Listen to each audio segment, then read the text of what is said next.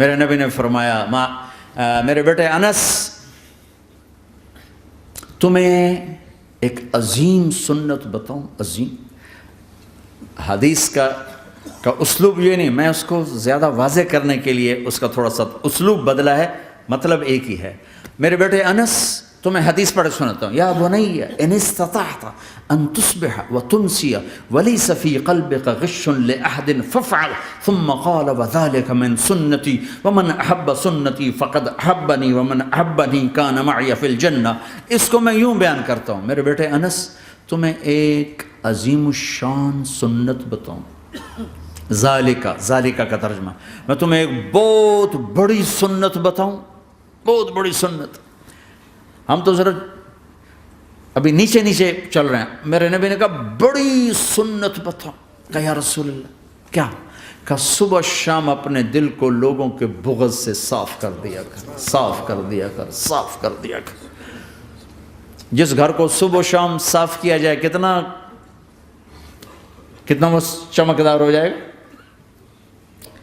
جس کپڑے کو صبح و شام دھویا جائے، پریس کیا جائے، کتنا چمکنے لگ جائے گا۔ تو دل بھی ایک گھر ہے، دل بھی ایک کپڑا ہے، اس پر داغ لگتے ہیں۔ جب میں کسی کے ساتھ نیگیٹو ہوتا ہوں تو اس کا اثر اس کے دل پہ جاتا ہے۔ تو میرے نبی نے فرمایا بیٹا، چونکہ بہت زیادہ آندھی بہت زیادہ ہے تو صرف ایک دفعہ جھاڑو دینا کافی نہیں ہوگا، صبح بھی جھاڑو دینا ہے اور شام کو بھی جھاڑو دینا ہے، اور رات کو سونے سے پہلے یہ کہہ کے سویا کرو یا اللہ میں نے سب کو معاف کیا۔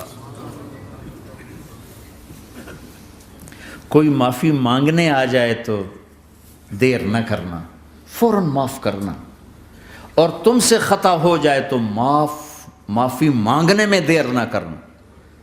کوئی تم سے زیادتی ہو جائے تو معافی مانگنے میں دیر نہ کرنا، اور تم پر زیادتی کر کے کوئی معافی مانگنے آ جائے تو معاف کرنے میں دیر نہ کرنا۔ اللہ کی رحمت تمہیں ایسے چھاؤں میں لے لے گی۔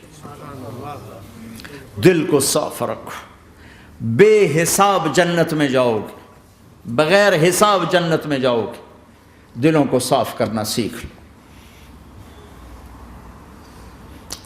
اپنے دل کو جھاڑو سے دیکھو نا، اگر ہم اپنے گھر کو صاف نہیں کریں گے تو کتنا گندا ہو جائے گا، اور صاف کریں گے تو چمکدار ہو جائے گا۔ دل تمہارا گھر ہے، اس کو اللہ نے اپنے لیے پسند کیا ہے، اس کو صاف کرو صبح بھی شام بھی۔ یا اللہ میں کسی سے ناراض نہیں۔